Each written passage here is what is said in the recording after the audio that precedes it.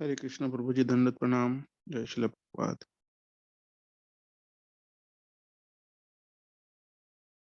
Hare Krishna Prabhu, Dandavat Pranam, Jai Srila Prabhupada.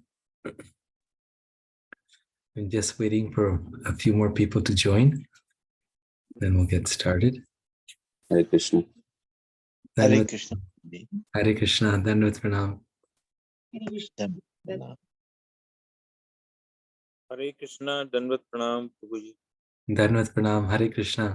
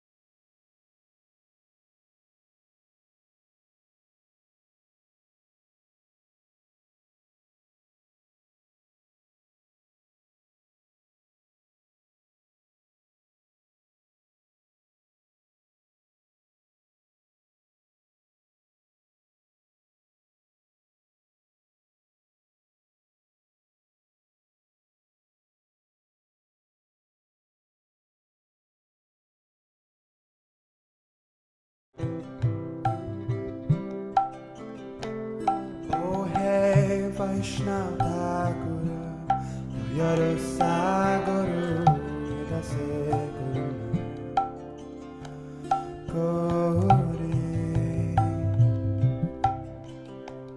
Oh hey Vaishnava Guru, Yara Sagara, Dasa Karuna Kari.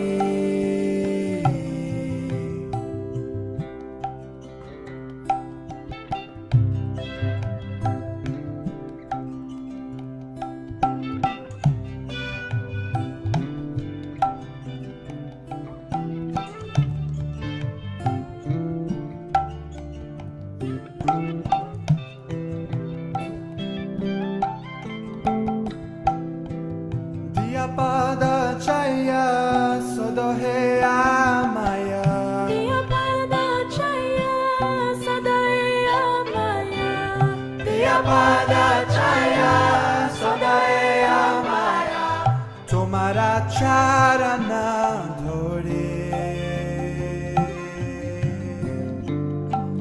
Tomara Charana Dhore. Chaya Vega Domi.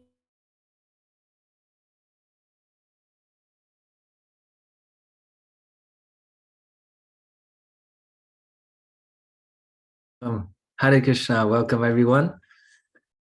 Thank you again for joining. And today we will continue with the Nectar of Instruction.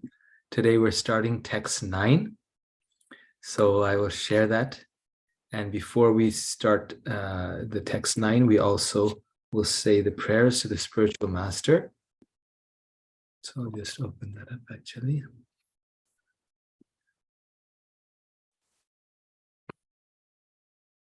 Om Gyanam Timirandhasya Gyananjana Shalakaya Chakshurunmilitam Yena Tasmai Shri Gurave Namaha Shri Chaitanya Manobhishtam Stapitam Yena Bhutale Swayam Rupa Kadamayyam Dadati Swapadantikam Vandeham Shri Guru Shri Yuta Padakamalam Shri Gurun Vaishnavangsha Shri Rupam Sagrajatam Sahagana Raghunathan Vitam Tam Sajivam Sadvaitam Savadhutam Parijana Sahitam Krishna Chaitanya Devam Shri Radha Krishna Padan Sahagana Lalita Shri Vishakhan Vitangsha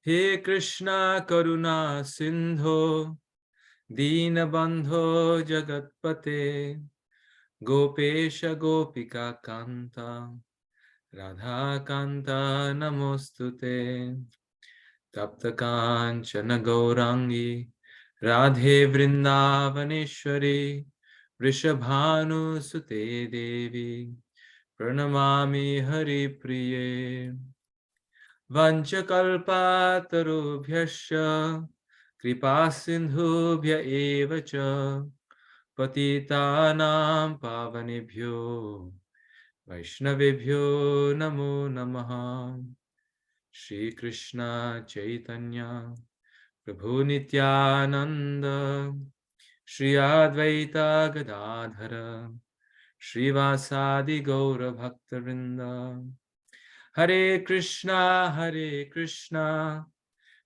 Krishna Hare Hare Hare Rama Rama Rama Hare Hare Hare Krishna Krishna Krishna Hare Hare Hare Rama Rama Rama Hare Hare.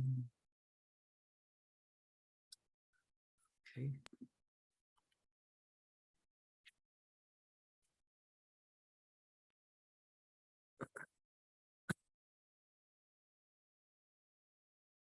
And also, please feel free to turn on your videos.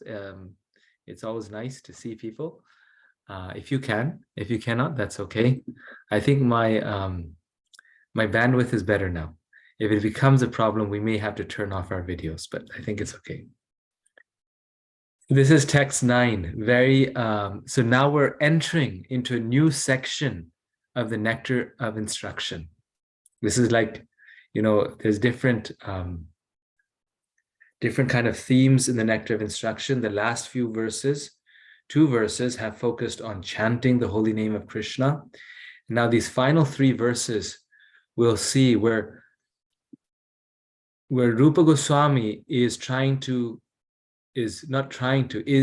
encapsulating the whole spiritual world. He's giving us all the levels of places of pilgrimage, all the levels of the places of the Lord's dhamas, the holy places, and all the different levels of devotees from not bottom exactly, from A to Z. Because remember, Nectar of Instruction is 11 verses that summarize 11,000 verses that Rupa Goswami wrote. And this is the complete science of bhakti.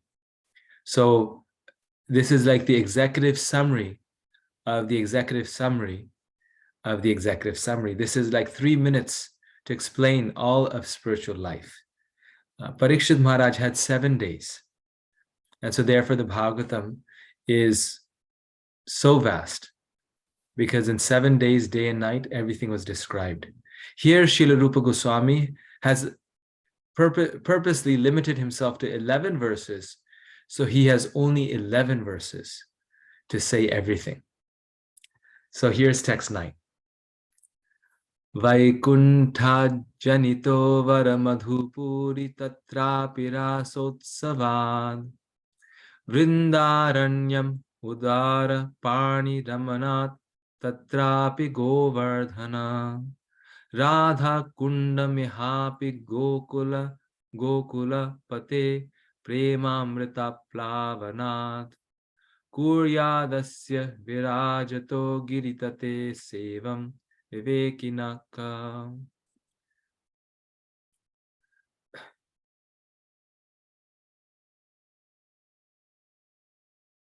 Translation: the holy place known as Mathura is spiritually superior to Vaikuntha, the transcendental world, because the Lord appeared there. Superior to Mathurapuri is the transcendental forest of Vrindavan, because of Krishna's Rasa Leela pastimes. And superior to the forest of Vrindavan is Govardhan Hill, for it was raised by the divine hand of Sri Krishna and was the site of his various loving pastimes.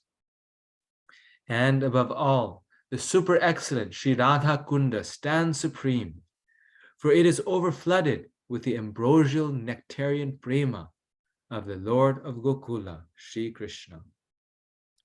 Where then is that intelligent person who is unwilling to serve this divine Radha Kund, which is situated at the foot of Govardhan Hill?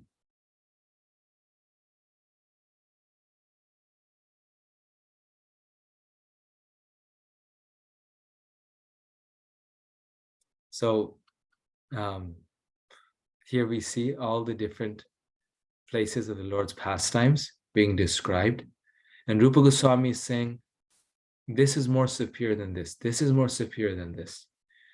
Now, all of these abodes are all spiritual. They're all made of the same spiritual quality. So the question may arise that, well, if they're all spiritual, then how can he say that one is more superior than the other? So this superiority is not like a material superiority. This is a superiority in terms of intimacy. Superiority in terms of intimacy. So we'll just read the first paragraph of this purport. Purport by His Divine Grace A.C. Bhaktivedanta Swami Srila Prabhupada Ki Jai. The spiritual world is 3/4 of the total creation of the Supreme Personality of Godhead, and it is the most exalted region. The spiritual world is naturally superior to the material world. However, Mathura and the adjoining areas, although appearing in the material world, are considered superior to the spiritual world, because the Supreme Personality of Godhead himself appeared at Mathura. The interior forests of Vrindavan are considered superior to Mathura because of the presence of the 12 forests, such as Talavan, Madhuvan, and Bahulavan, which are famous for the various pastimes of the Lord. Thus, the interior Vrindavan forest is considered superior to Mathura, because superior to these forests is the divine Govardhan Hill, because Krishna lifted Govardhan Hill.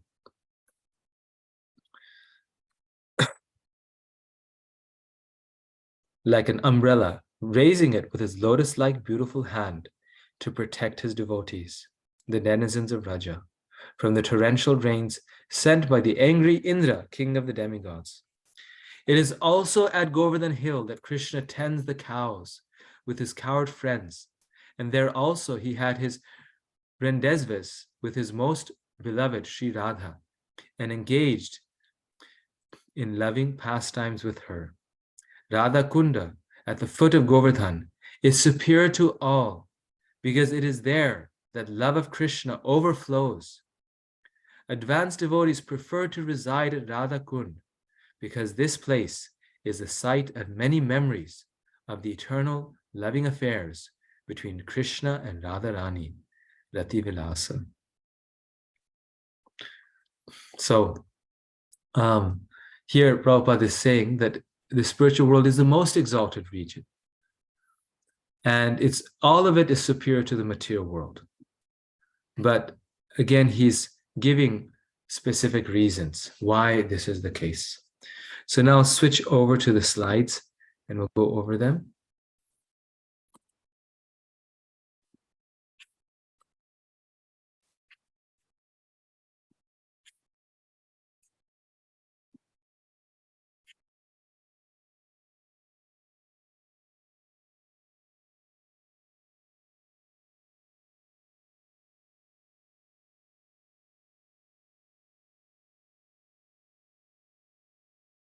So better and best places.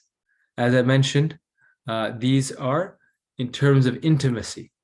how intimate are the Lord's pastimes in these places, or how intimate is the experience of pure love for Krishna.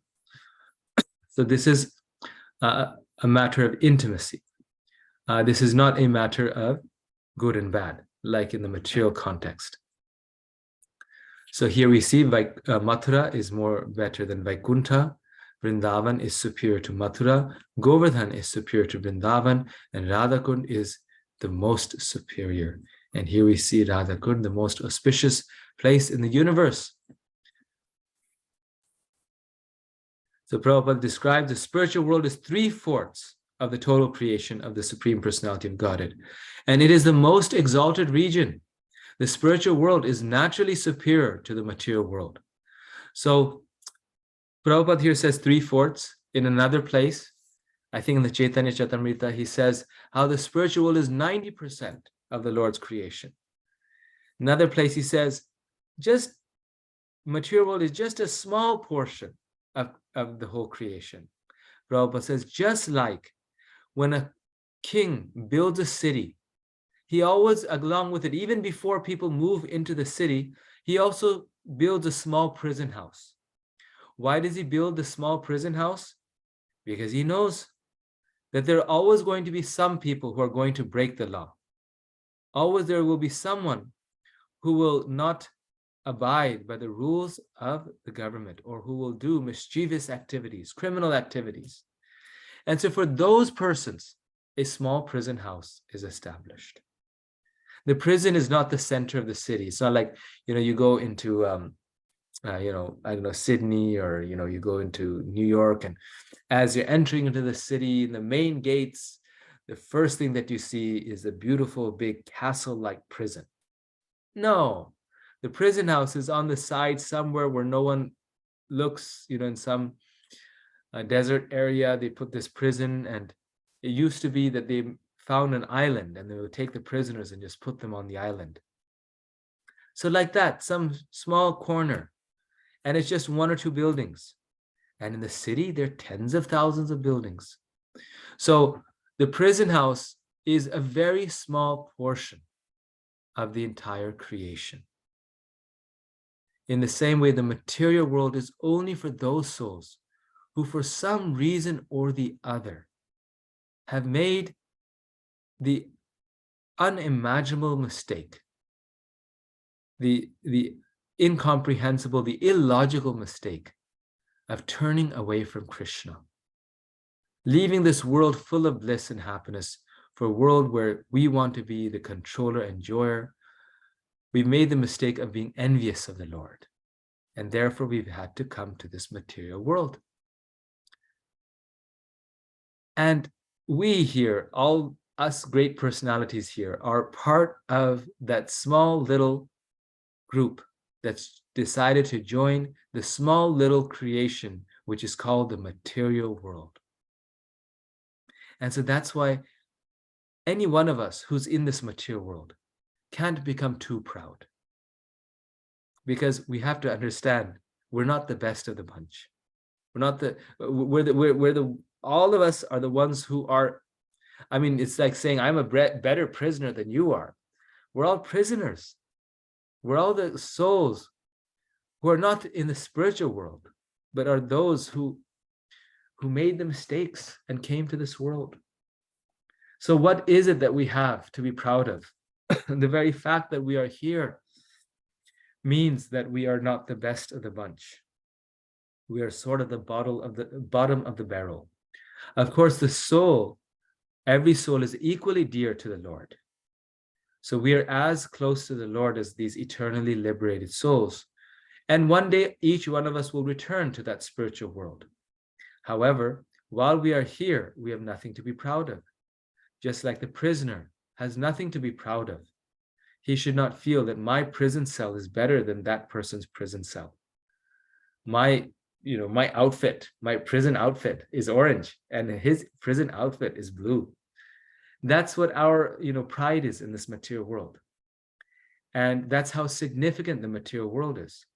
We, construct buildings and become the presidents of countries.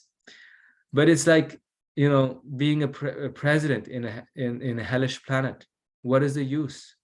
You're the president of people who are dying, who are getting sick, who are diseased, who are getting old, who are miserable. So we should aspire for the spiritual world, where we belong, where the majority of the creation is. So this material world is just a small part. The most exalted region is that spiritual world. And there most of the planets are the Vaikuntha planets. The descriptions of these are given in detail in the Srimad Bhagavatam, how the denizens of the spiritual world are traveling in airplanes, swan airplanes you see on the top left here. Each one of them has an airplane. And it's said that when they're traveling in these airplanes, their planes are crowded with Lakshmis, goddesses of fortune.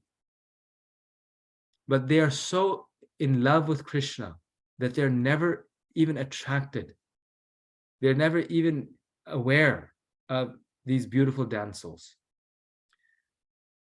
There's male and female devotees of the Lord. So they're like goddesses of fortune, not goddess of fortune, but they're like dead, and they're so beautiful. But there's no attraction, because the only attraction is the Lord, because the Lord is unimaginably beautiful. Devotional service, it captures the heart completely. There's no lust, no anger, no greed in these spiritual worlds. And more exalted than the abode of Vaikuntha, or within this realm of Vaikuntha, these spiritual planets, is the abode of Mathura, which also manifests in this world. And why is this even more amazing? Because Lord Krishna, in his form as Krishna, appears there and performs such exalted, pastimes in Mathura. He killed Kansa in Mathura, Chanur and Mushtik. He was, doing different pastimes, but most specifically, the Lord appears there. So Mathura is even more spiritually exalted than Vaikuntha. So going to Mathura is very, very nice. And then more exalted than Mathura is Vrindavan. Superior to Mathura Puri is the transcendental forest of Vrindavan because of Krishna's Rasa Leela pastimes. In one place, Srila Prabhupada writes that Vrindavan is the most exalted place in the universe. It's the most exalted place of pilgrimage in the entire universe. So if we go to Vrindavan Dham, we don't need to go to any other place of pilgrimage. And this is why Srila Prabhupada established his Krishna Balaram temple in Vrindavan Dham. And he said the entire spiritual world are within the four walls of the Krishna Balaram temple. If we want to experience all of Krishna's pastimes, the highest being his Rasa Leela pastimes, we can experience it if we are purified enough, if we strive for it enough, if we endeavor for it within the four walls of the Krishna Balaram temple. So this is Vrindavan Dham. And Prabhupada, there's so many forests, but he establishes Krishna Balaram in Vrindavan particularly, in the Raman Reti area. And this is the area where Krishna performs his Rasa Leela pastimes. Therefore, Prabhupada said that Vrindavan is his home. Vrindavan is actually our home. Everywhere else we go, we're simply visitors. We go there to visit. Everywhere else we go or live, we only live there for one reason, and that is to preach. Otherwise, we have no reason to live anywhere else other than Vrindavan. Because Vrindavan is home. Just like when you go somewhere else outside your home, you go there for business. You don't go there to live there. You go there to visit for some business, for some activity. That's why you are traveling. You don't call home traveling. You call a place outside of home traveling. So any place which is outside of Vrindavan, we're just traveling there. We have to understand that is not our home. Chicago is not our home. New York is not our home. Delhi is not our home. Bombay is not our home. These are places simply meant for service. We have some service there, so we will preach there, we will serve Krishna there, we will, maybe establish devotional temples there. But home is Vrindavan, because that is where we belong, that is where we aspire to, is to go to Vrindavan Dham. And this home of Vrindavan is a spiritual home. And unlike a material home, it can be manifest in many different places simultaneously. So we have the Golok Vrindavan, the Vrindavan in the spiritual world, that never is never unmanifest, it's always manifest. Then we have the Vrindavan that manifests in this world, but it can be hidden from our eyes. And this is a topic we'll get into once we get to the last, then I'll get into it completely, is what does it actually mean to be at these places? So there's a Vrindavan that manifests in this world, in the land of India, about 2 hours away from Delhi by car, that Vrindavan. And then we have the temples of the Lord, which are established all over the world. And where the Lord is established, where the Lord's presence is there, by the desire of the pure devotee, those places can also be similar or carry Vrindavan Dham. So one place in particular, Prabhupada called it that. By Prabhupada's desire and mercy, we have New Vrindavan in America. And New Vrindavan is very similar to Vrindavan.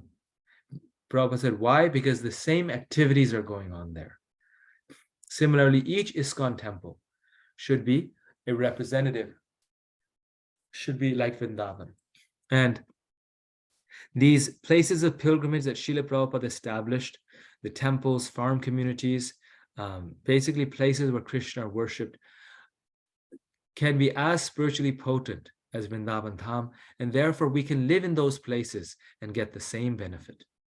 This is why His Holiness Bhakti Tirtha Swami, when he left this world, he intentionally left it in Gita Nagari. Gita Nagari is another farm community that Srila Prabhupada established. There's cows there, there's a beautiful temple there, devotees are serving there. He established that for the devotees. He knew many would not be able to go to India, to Vrindavan, India, because of physical restrictions. And so Bhakti Tirtha Maharaj left his body there to show all the devotees that this is also Vrindavan. But of course,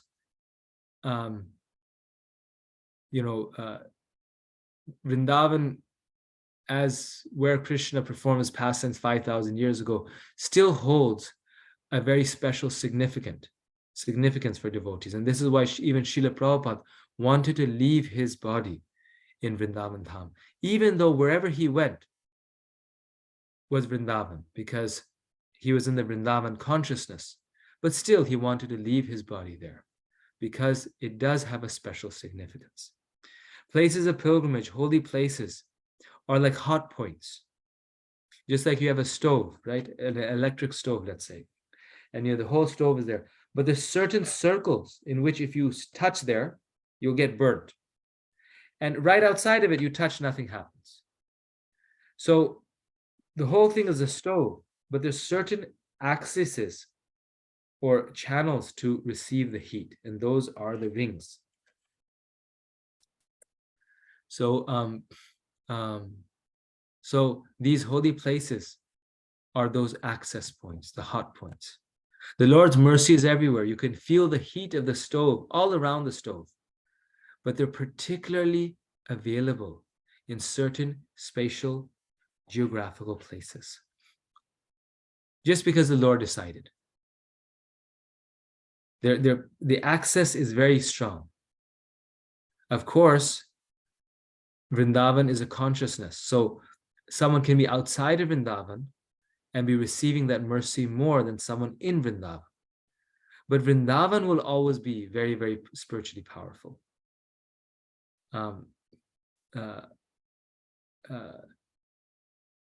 Serving the instruction of the spiritual master is more important than living in Vrindavan, because that instruction and the execution of that instruction is Vrindavan. But the Vrindavan Dham and living there is part of the instruction of the spiritual master, at least at a certain point. Prabhupada told us that every devotee, every year, should once a year visit Vrindavan and Mayapur and purify their existence. And it's true. It really makes a huge difference.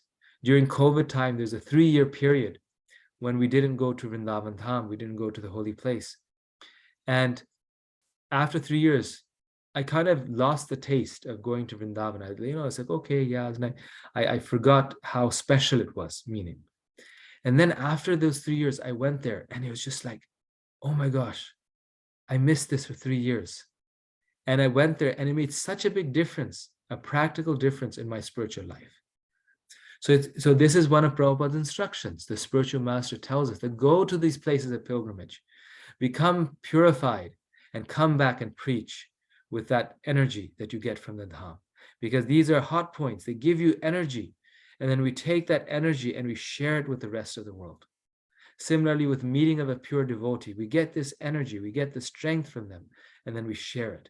So it's not possible for us to stay with him all the time. It's not possible to stay in Vrindavan all the time, but we must go and visit to get that mercy, get that energy. The interior forests of Vrindavan are considered superior to Mathura because of the presence of the 12 forests, one of which is Vrindavan, such as Talavan, Madhuvan, and Bahulavan, which are famous for the various pastimes of the Lord. So Vrindavan often refers to the whole 12 forests, and Vrindavan often also refers to one of the 12 forests. So that's why a little confusion sometimes is there, people in their minds. But the point is that Vrindavan and its 12 forests, or the 12 forests of Vrindavan, are more exalted than even Mathura, because here Krishna actually was walking every single day.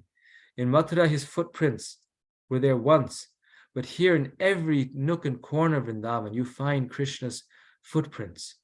There's so many Govardhan Shilas, so many deities, so many temples where Krishna's footprints are still manifest there. You can see the impression of his feet because the rocks melted when Krishna walked there. And superior to even Vrindavan is Govardhan. How is it possible? Because this hill is so special that Krishna lifted it with his own hands. And Govardhan is a site of intimate pastimes.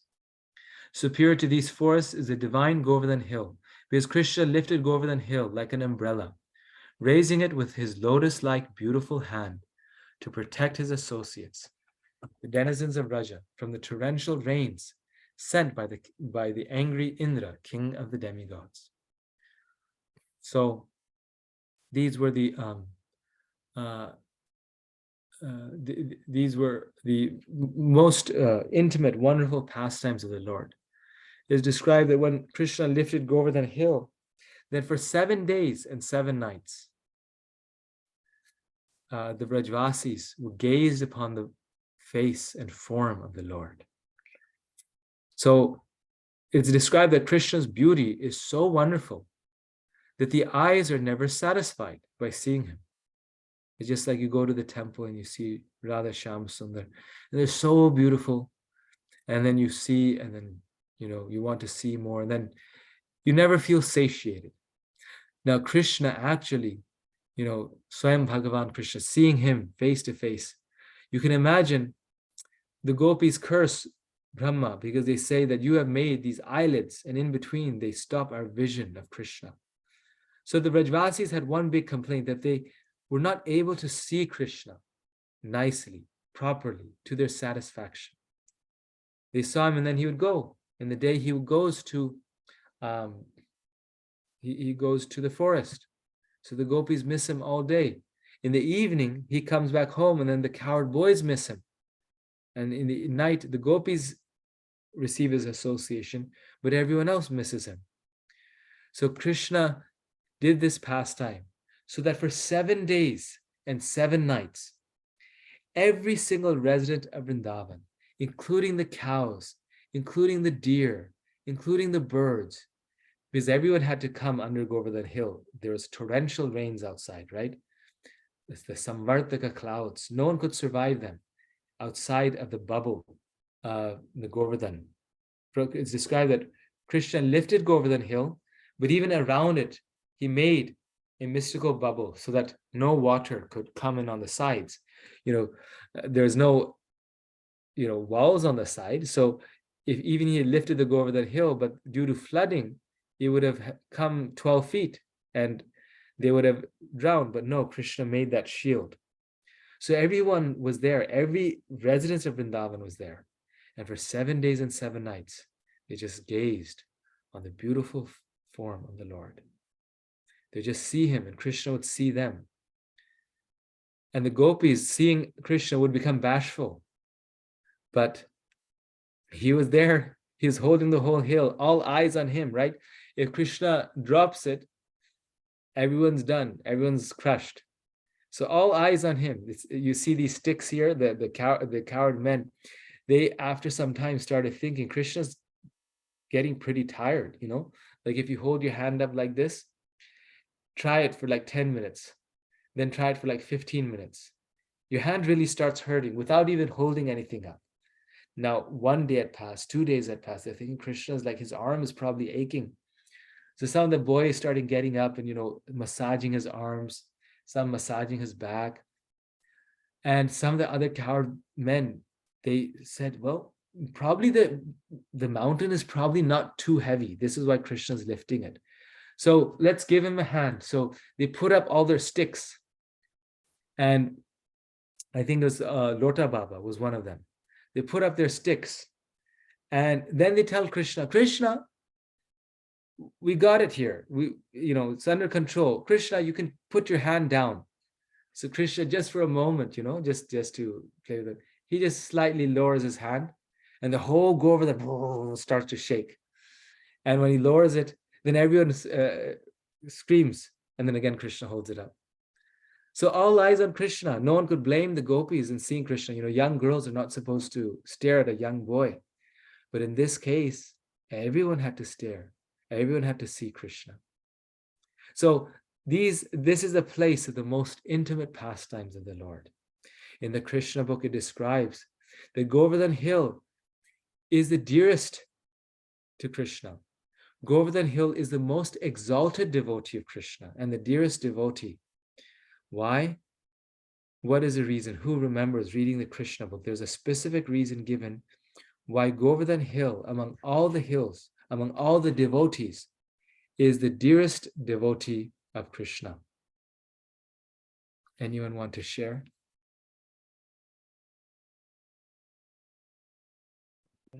Because Hare Krishna Prabhu. Yes, Hare Krishna. If I remember because it gives kind of grass and everything to cows and land and shelter to live. Wow, amazing. See, Krishna book, Rajesh Prabhu has been very attentive in Krishna book readings. He's actually organizing it. And this is the effect. Huh? I joined after so long. I'm not sure I'll be able to continue, but I'm trying. Very so nice. I have one kind of understanding that Govardhan is the biggest devotee of the Lord because he is serving Krishna's devotee. He is just serving. It's his Govardhan's mood is serving. The protect the Rajvasi, protect the cow, provide the grass, provide the protection. So that's my understanding. Not sure it's right. Hare Krishna. Yes. So spot on. Both of these are spot on.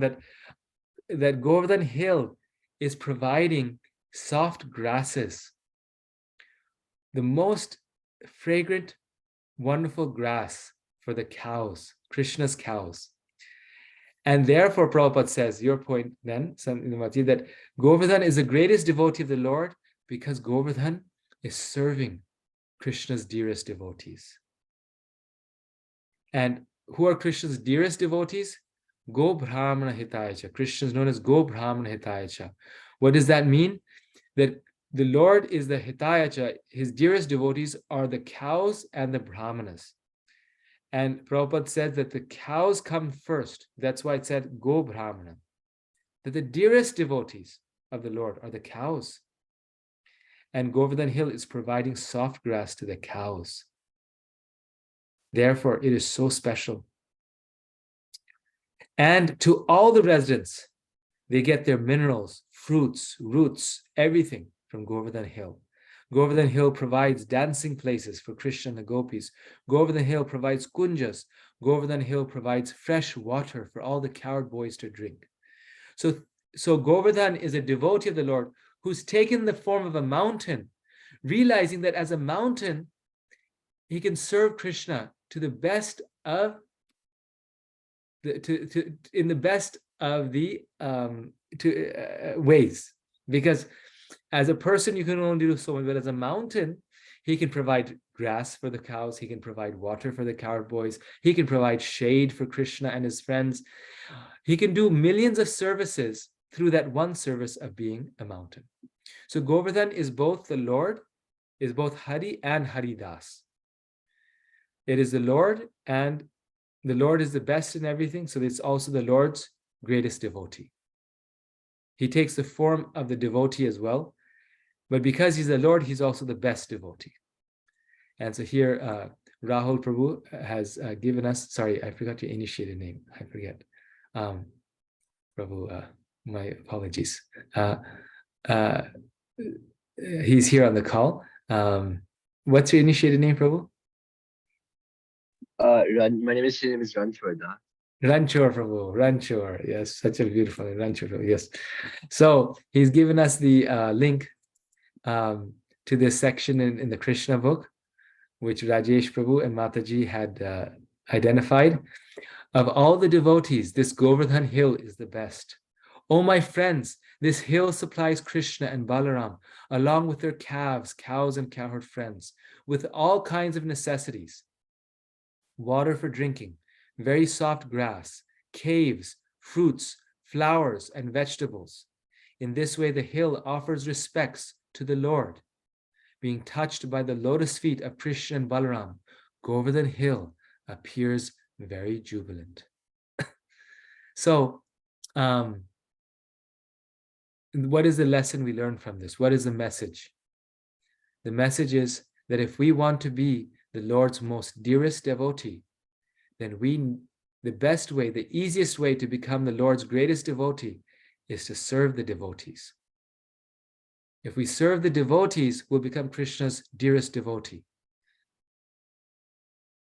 If we serve the Lord, we may or may not be his devotee. But if we serve the devotees of the Lord, we will become his greatest devotees. And that is the essence of spiritual life. Servant of the servant, and particularly servant of the Lord's, of all the Lord's devotees, serving them so that they can serve Krishna. It is also at Govardhan Hill that Krishna tends the cows with his cowherd friends. And there also he had his rendezvous with his most beautiful Sri Radha and engaged in loving pastimes with her. And now, when we do Govardhan Puja, we identify all the places in Govardhan. And one of the things, like we mentioned, is Govardhan gives reservoirs of water.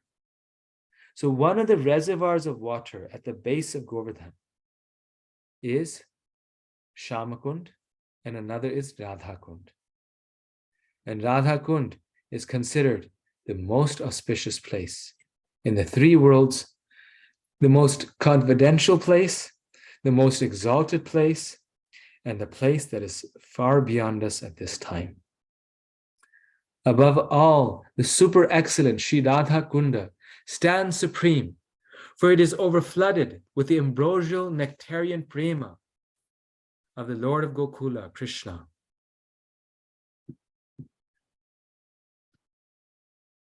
So in this Radhakund, the water is not water.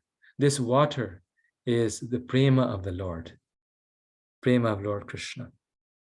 This is not water. This is prema in the form of water. Just like even the Ganges is not water. It is bhakti in liquid form. Therefore, when we bathe in the Ganga, we get bhakti for the Lord.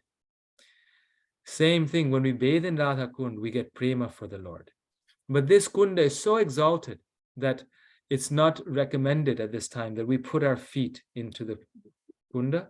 Rather, devotees take a few drops and they place it on their head.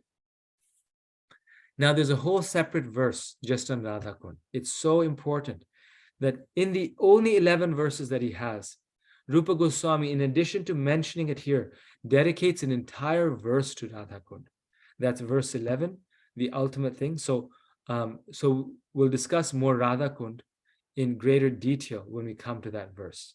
But in the purport to this one, Prabhupada explains here, Sri Rupa Goswami has given much stress to Radha Kund because of Sri Chaitanya Mahaprabhu's desire to find it.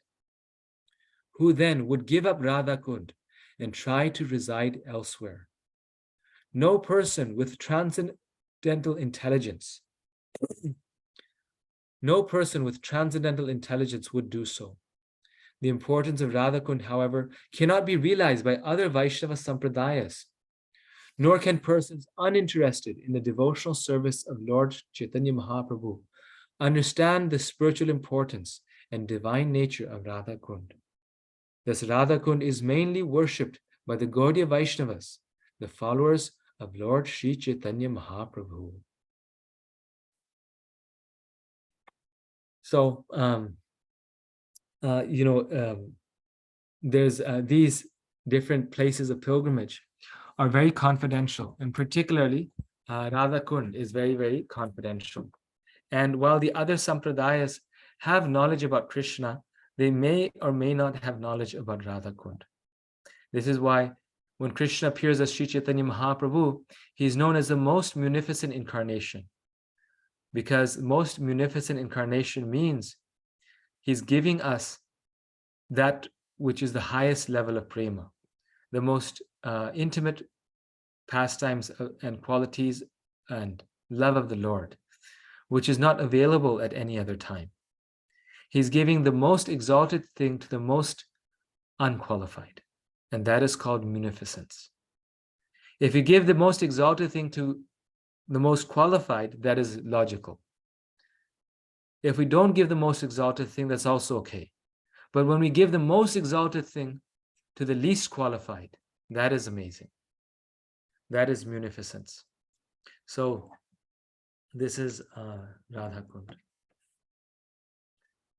So now, what does it mean to visit these places? Many of us on this call may have gone to Vrindavan, may have gone to Radha Kund, may have gone to Govardhan or Mathura. So these are the super excellent places. And just by visiting these places, we become fully purified. They're the most exalted places in the universe. By going to Vrindavan, we get fully purified. It said, we get love for Krishna. But our experience is that we may have gone there, and when we came back, we didn't get love for Krishna. We came back and engaged in sinful activities again, got distracted, whatnot, made mistakes, all these things again. So Prabhupada explains that there's a difference between being in the dham and being on the dham. Any connection with the dham is purifying, like a hot plate, right? We were saying that you'll get the heat. But going to Vrindavan is not about booking a plane ticket, a flight ticket to Delhi and driving to Vrindavan. We may do that. We may show up there. But that doesn't mean that we are in Vrindavan. Entering into Vrindavan requires entrance, the acceptance of the Lord and his devotees. Entering into Vrindavan requires the mercy of the pure devotee of the Lord. Entering into Vrindavan requires a Vrindavan consciousness to actually enter. Now, Srila Prabhupada told everyone that we must go to Vrindavan and Mathura once a year, Vrindavan and Mayapur once a year, because regardless of what our consciousness is, if we go, we will feel the effect. We will become closer to Krishna. We will come, nearer to Krishna. But if we go to Vrindavan and we perform offenses, then we won't get the full effect. The offenses being having material desires, doing material things, talking material things, breaking the regulated principles, not being focused on Krishna. All of these things, we won't get the effect because the offenses take the power out of the activity. Just like chanting, right? It's said that if we chant the holy name just once, we get more spiritual benefit, more piety. It burns more sinful reactions than we can commit in a full lifetime. But why don't we experience that power of the holy name? Because we're doing nama parad along with chanting the names. We are chanting in a distracted way. We are chanting while blaspheming devotees. We are chanting while disobeying the instructions of the spiritual master. We are chanting while holding on to material attachments. And these are nama parad. So therefore, the chanting is there, the power is there, but the power becomes hidden from us. It's not available to us because of the offenses. The same is true of the dham, nam and dham. In fact, it's said that the dham can reveal the nam. So if we properly approach the dham, then the dham will reveal the nam. And the nam can also reveal the dham. But there needs to be a quality to it. So what's the solution? We keep chanting, we keep praying, we keep endeavoring to avoid the offenses. We keep visiting the places of pilgrimage so that one day our heart will become purified. Very soon, hopefully. If we're very intense, then very soon it will happen. If we're very eager, it will happen. And we will be able to experience the actual Vrindavan. Right now, we're seeing what's on the surface. Now we go there, we see buildings and concrete and sewage pipes and pigs that are going in the sewage and the trash there. And people say, oh, well, where's the spiritual abode? Yes, you're seeing the covering on the spiritual abode. And as Kali Yuga progresses, the covering becomes thicker because people become more and more offensive and disqualified. So Krishna hides the dham. But to the devotees, the dham is not hidden. The devotees can experience it. We can experience it. We just have to stay there in a sincere mood, and we will experience it through our ears, through the devotees. And also we'll experience miracles there. We'll actually experience that, oh, Krishna's there and he's communicating with me. So many devotees do that. Just recently, I heard a few stories. I myself had many amazing experiences there, just like everyone does. If you go to the dham, even what to speak of Vrindavan dham, even like I mentioned, the dhamas that Prabhupada has established here, people go there and they come back transformed. They don't know anything about Krishna, but they come back and they're just like in love with Krishna. So this is always a process. It's never mechanical. Krishna consciousness is always a process. Ranchar Prabhu. Hare Krishna Prabhu. Thank you. Just had one question on the topic of the Dham. Can I ask it now or should I ask it later? Please do right now. Yes. So yeah, I've heard that that Navadvip Dham and Vrindavan Dham are non-different, and it's considered an offense to consider them different. So, like, would Mayapur also be considered like equal in Vrindavan in terms of this like hierarchy of intimacy? Like if it's above Mathura and like below Govardhan, because Lord Chaitanya does display some intimate pastimes, especially with Mother Shachi and his friends, his childhood pastimes in Vrindavan. How does that come into this picture as well, or is it not? Is it just completely removed and not really related to anything else? No, a very nice question. So Mayapur and Vrindavan are non-different, but the difference is in terms of the access. Mayapur is Audadya Dham. Mayapur is merciful Vrindavan. Mayapur is Lord Chaitanya's abode, and Lord Chaitanya does not take any offense. So when you go to Mayapur, you get Vrindavan's mercy, but you get it in a way that is more easily accessible because Lord Chaitanya is more merciful. And this is why in Kali Yuga you see how Mayapur is manifesting more and more. Like you go there, it's becoming more and more beautiful. The Ganges river is overflowing, and Vrindavan is hiding more and more. The river Yamuna, is got, is more disappearing. Like it's being covered by skyscrapers. It's hiding more and more because Kali Yuga is the age of Lord Chaitanya. We can access Krishna through Lord Chaitanya Mahaprabhu, who's Krishna himself in the mood of his devotee, and he's giving Vraja Prema freely. So actually, the devotees of Lord Chaitanya would not go to Vrindavan because they wouldn't feel qualified. They'd go to Mayapur. And then only when they were very deeply in touch or purified, they would go to Vrindavan. However, by Srila Prabhupada's mercy, due to his mercy and protection and compassion, we can go to Vrindavan. Because Srila Prabhupada brought Lord Chaitanya to Vrindavan. And this is why he established Krishna Balaram temple, because he said, I brought Gaura Nitai to Vrindavan. So if we pray to them, we can go to Vrindavan. And also there's slightly different mellows, moods. So same content, but different moods. Vrindavan has a certain mood and Mayapur has a certain mellow.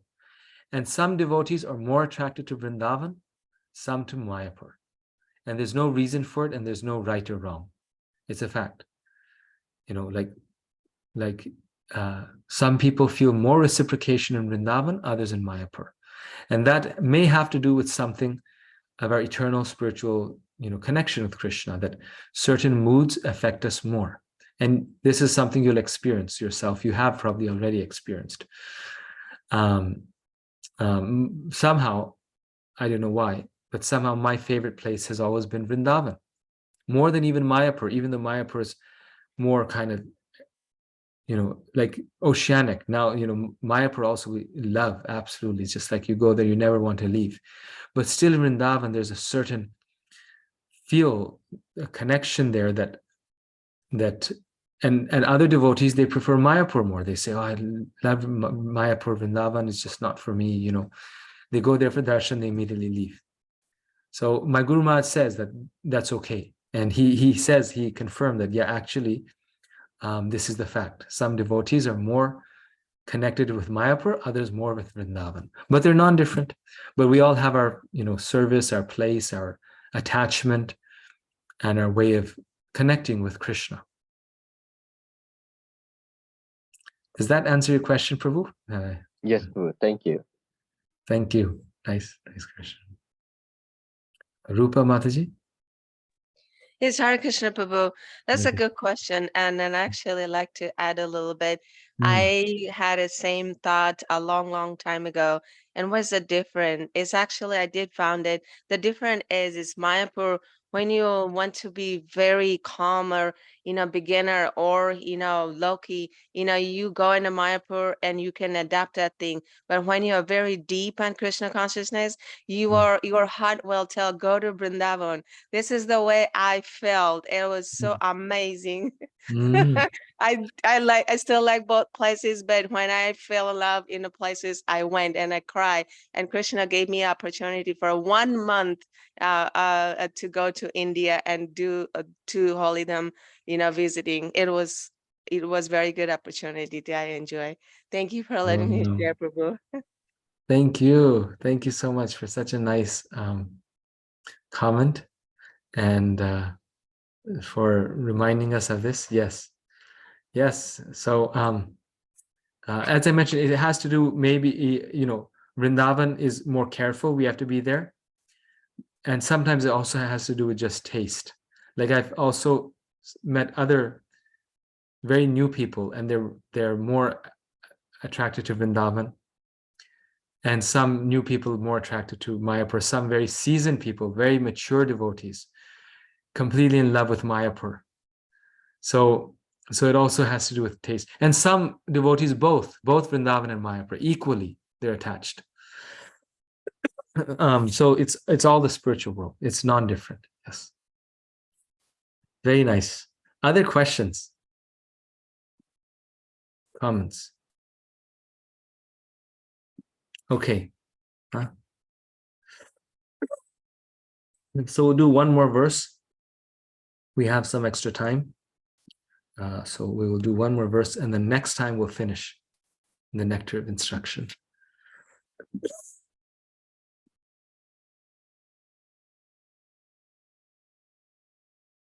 So we looked at the best places, and now the better and best people. Again, this is a spiritual better and best. Everything is perfect. In the spiritual, everything is perfect, but within the perfect, there can even be more perfect, Prabhupada says. And again, this is based upon intimacy. But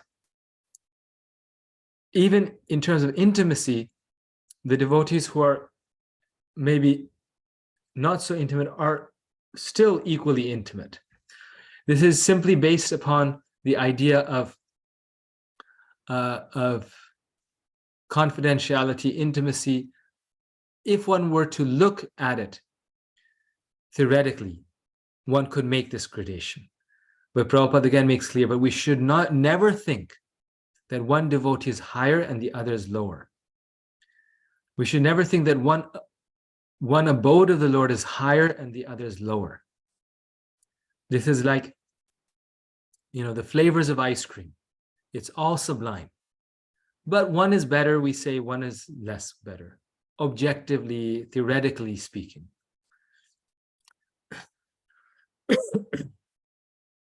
Among devotees. But now here's a general chart all the way from non-devotees, the karmis, the fruitive workers. Better than the fruitive workers are the jnanis. Better than the jnanis are the muktas, those who are liberated. Better than the muktas are the bhaktas. Better than the bhakta is the prema bhakta. Better than the prema bhakta is the gopi. And the highest gopi is Srimati Radharani. So I'm going to now read the verse.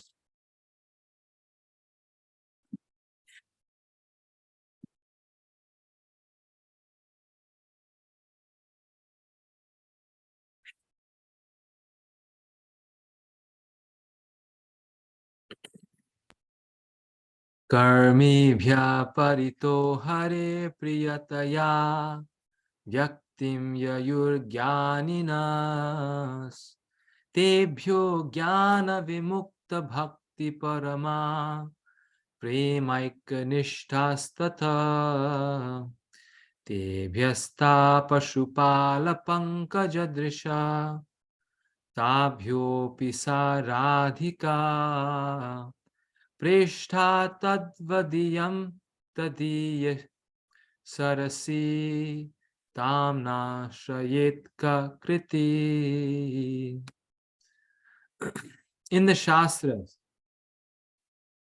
it is said that of all types of fruitive workers, he who is advanced in knowledge of the higher values of life is favored by the Supreme Lord Hari.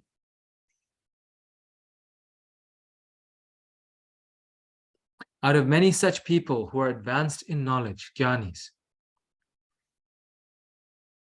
one who is practically liberated by virtue of his knowledge may take to devotional service. He is superior to others. However, one who has actually attained prema, pure love of Krishna, is superior to him. The gopis are exalted above all the advanced devotees because they are always totally dependent upon Sri Krishna, the transcendental cowherd boy. Among the gopis, Srimati Radharani is the most dear to Krishna. Her kunda or lake is profoundly dear to Lord Krishna as this most beloved of the gopis. Who then will not reside at Radha Kund and in a spiritual body surcharged with ecstatic devotional feelings, aprakrita bhava, render loving service to the divine couple, Shri Radha Govinda, who perform their Ashtakalya Leela, their eternal eightfold daily pastimes. Indeed, those who execute devotional service on the banks of Radha Kund are the most fortunate people in the universe. Once again, in the Shastra, it is said that of all types of fruitive workers, he who is advanced in knowledge of the higher values of life is favored by the Supreme Lord Hari. Out of many such people who are advanced in knowledge, Gyanis, one who is practically liberated by virtue of his knowledge, may take to devotional service. He is superior to the others. However, one who has actually attained prema, pure love of Krishna, is superior to him.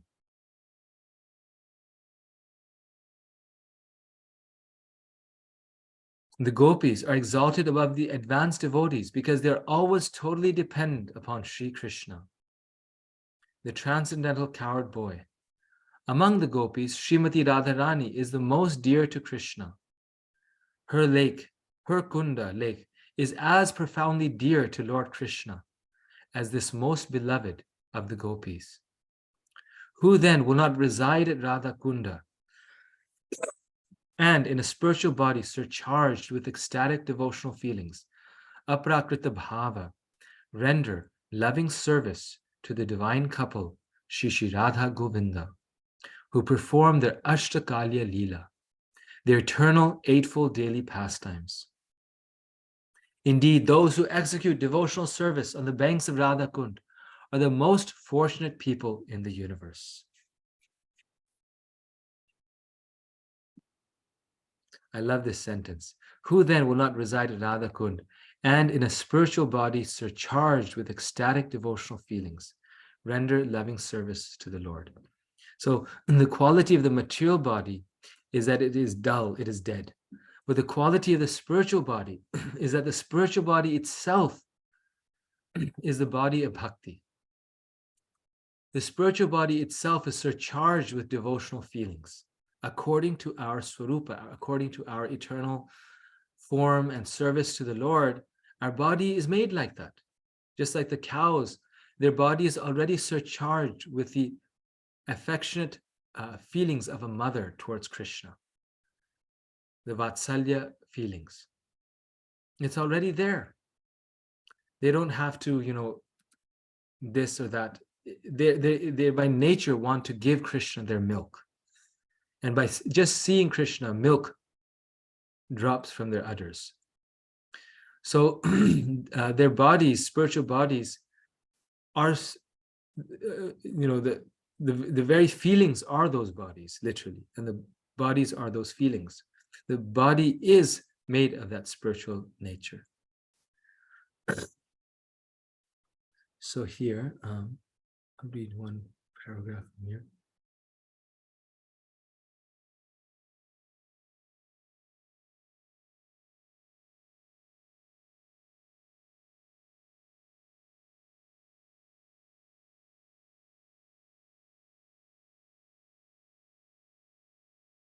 Here, Prabhupada writes, after taking to devotional service, under the regulated principles, a person may come to the platform of spontaneous love of God, following in the footsteps of great devotees like Narada and Sanaka and Sanatana. The Supreme Personality of Godhead then recognizes him to be superior.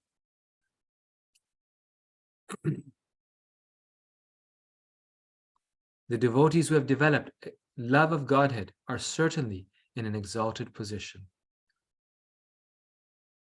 So after taking to devotional service under the regulated principles, so we can't rush it, we have to do the regulated principles carefully, nicely, a person may come to the platform of spontaneous love of God, following the footsteps of great devotees like Narada, Sanaka, and Sanatana. Notice Prabhupada says Narada, Sanaka, and Sanatana. He doesn't say following the footsteps of Mother Yashoda and Chandravali. No, because that can be artificial. First, follow in the footsteps of devotees like Narada, Sanaka, and Sanatana, who gave up everything in this world, who are fully renounced, who day and night sing the glories of the Lord. That is spontaneous love. The Supreme Personality of Godhead then recognizes him to be superior. The devotees who have developed love of Godhead are certainly in an exalted position. So coming to the spontaneous level means that 24 hours a day, 7 days a week, 24 hours a day, 7 days a week, we are always engaged in Krishna conscious activities because our mind is naturally attracted to Krishna. Like Queen Kunti says, Gange Vogham Udanvati. It runs towards Krishna. That is spontaneous love, not some external manifestation of, I'm a gopi or this or that. But the mind is fixed on Krishna, is attracted to Krishna, is addicted to Krishna. That is spontaneous love. Truly, factually, effortlessly. Then, next paragraph. At that level, of all these devotees, the gopis are recognized as superior because they do not know anything other than satisfying Krishna. Nor do the gopis expect any return from Krishna. Indeed, sometimes Krishna puts them into extreme suffering by separating himself from them. Nonetheless, they cannot forget Krishna. When Krishna left Vrindavan for Mathura, the gopis became most dejected and spent the rest of their lives simply crying in separation from Krishna. This means that in one sense, they were actually never separated from Krishna. There is no difference between thinking of Krishna and associating with him. Rather, Vipralamba Seva, thinking of Krishna in separation, as Sri Chaitanya Mahaprabhu did, is far better than serving Krishna directly. Thus, of all the devotees who have developed unalloyed devotional service for Krishna, the gopis are most exalted. And out of all these exalted gopis, Srimati Radharani is the highest. No one can excel the devotional service of Srimati Radharani. Indeed, even Krishna cannot understand the attitude of Srimati Radharani. Therefore, he took her position and appeared as Sri Chaitanya Mahaprabhu, just to understand her transcendental feelings.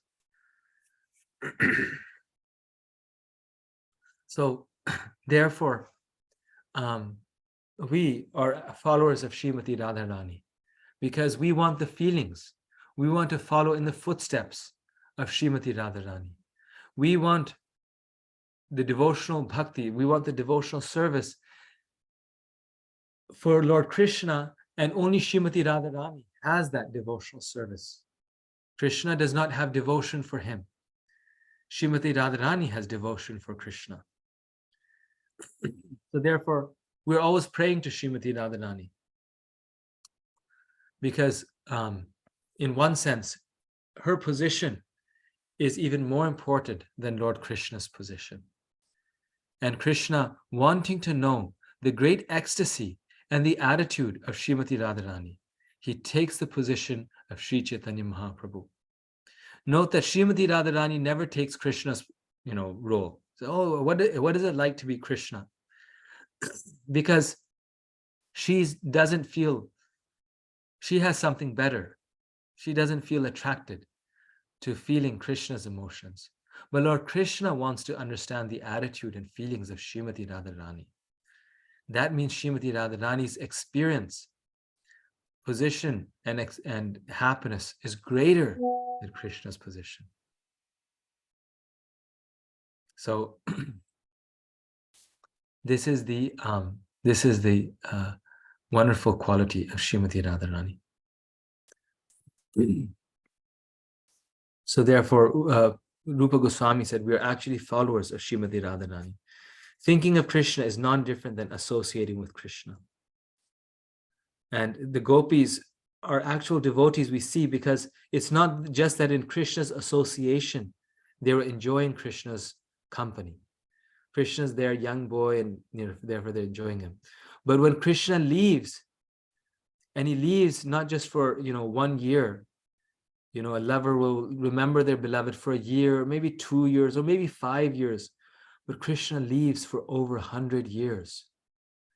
And not one day in those 100 years do the gopis ever forget Krishna or do anything else. They're simply preparing for Krishna's return, simply crying out of separation. Why does Krishna need to do this? To show the world that they're actually genuine devotees. We want to imitate the gopis, right? People want to imitate the gopis and therefore dance with Krishna. But if they want to imitate the gopis, then why don't they, most of their life, they're crying in separation from Krishna. Can they imitate this part? If we can imitate this part, then we can imitate the other part as well. That's why pure love for Krishna is so deep. And the materialist, they take something that is deep and they make it cheap. They take devotion that's most exalted and they say, oh, it's ordinary. I will also dance with Krishna. It's like dancing boys and girls. That is actually the meaning of the word sahaja. Sahaja means someone who takes something very exalted and makes it cheap. So we're making it cheap, not realizing this is on a different level. This is not, like mundane lust. This is pure love.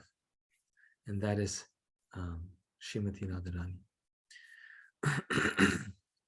So I'm thinking actually, we have only one verse left. So maybe I'll just do 1 or 2 slides and then we'll finish this next time.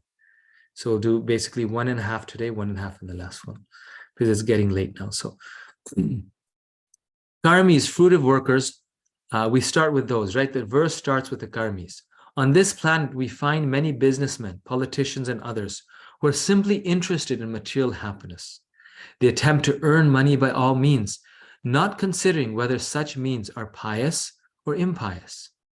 Such people are called karmis or gross materialists, right? By hook or by crook, making money, trying to enjoy this world and the fruits of this world.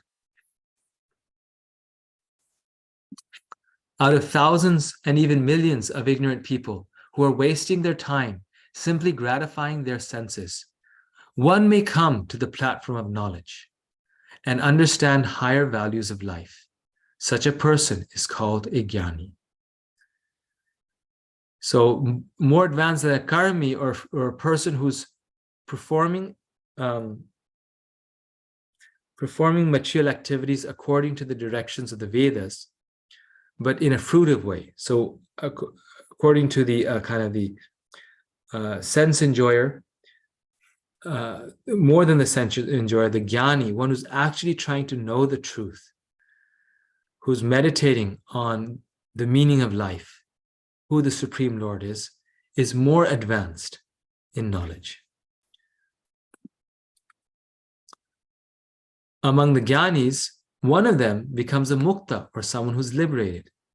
Out of many such people who are advanced in knowledge, jnanis, some may be practically liberated by virtue of their knowledge.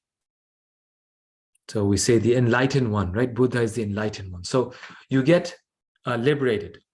No attachment to this world, understanding of the absolute spiritual self. So understanding the nature of the soul, the spiritual spark within the body, fully realizing that you're the soul, not the body, that's called liberation.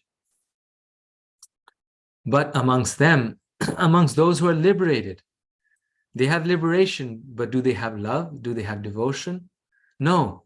However, although a jnani may be liberated from the ignorance of the karmis, unless he comes to the platform of devotional service, he is still considered to be in ignorance.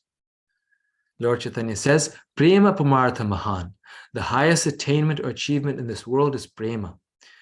So until we come to the platform of love or prema or devotional service, we're still in ignorance because we don't know the activity and nature of the soul. In this world, the soul is searching for love. And that's because the nature of the soul is to love, and the highest love is love for Krishna. When a jnani takes to devotional service, he rapidly becomes superior to an ordinary jnani. Such an advanced person is described as jnana vimukta bhakti parama.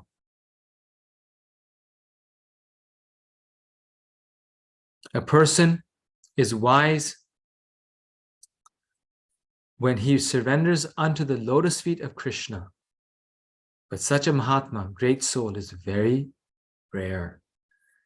So Jnani, who due to his knowledge takes to devotional service, is called Jnana Vimukta Bhakti Parama. It's the Parama, the best Jnani is the Vimukta Bhakti, one who is liberated by his devotion to Krishna.